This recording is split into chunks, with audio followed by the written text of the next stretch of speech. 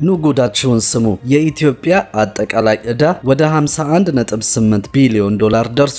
ለእያንዳንዱ ዜጋ እስከተባለ ይህ ዕዳ ወደ 125 ሚሊዮን ለሚጠጋው የህዝብ ቁጥር ሲከፋፈል የእያንዳንዱ ሰውን ዕዳ 414 ዶላር ያደርሰዋል። ይህ ቁጥር ትልቅ ላይ መስል ይችላል።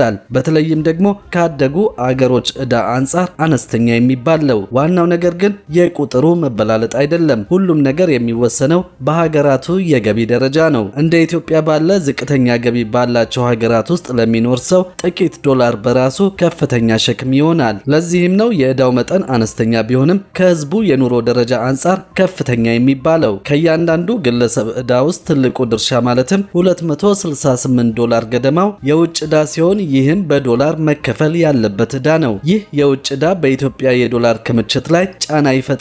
ለዓለም ኢኮኖሚ ተጋላጭ በመሆኑም እንደ መካከለኛው ምስራቅ ያለው ጦርነት ሲነሳ አደጋው እየከፋ ይሄዳል። የተቀረው የእያንዳንዱ ሰው 146 ዶላር ዕዳ ደግሞ የሀገር ውስጥ ዕዳ ሆኖ ተመዝግቧል። ይህን ለመክፈልና ለመቆጣጠር ቀላል ቢሆንም የዋጋ ግሽበት ሊያስከትልና መንግስት ለልማት የሚያወጣውን ወጪ ሊገድበውም ይችላል። ባለፈው ዓመት እያንዳንዱ ኢትዮጵያዊ ወደ 575 ዶላር የሚጠጋ ዕዳ እንዳለበት ተዘግቦ ነበር። መንግስት ይህ ቁጥር ከልክ በላይ የተጋነነ ነው በማለት በጊዜው ውድቅ አድርጎትም ነበር። የመንግስት መረጃን አምነን የዘንድሮ ዕዳ ካለፈው ዓመት ጋር ተመሳሳይ ነው ልንል ብንችልም እዚህ ጋር የምንዛሪ ጉዳይ ማንሳት ተገቢ ይሆናል። ያለፈውም ዓመት ሆነ የዘንድሮ የእያንዳንዱ ዜጋ ዕዳ ተመሳሳይ ነው ብለን እንውሰድ። ባለፈው ዓመት 1 ዶላር 135 ብር በነበረበት ወቅት የእያንዳንዱ ዜጋ ዕዳ 55890 ብር ይደርሳል። ዘንድሮ 1 ዶላር 155 ብር ገደማ በመሆኑ የእያንዳንዱ ዜጋ ዕዳ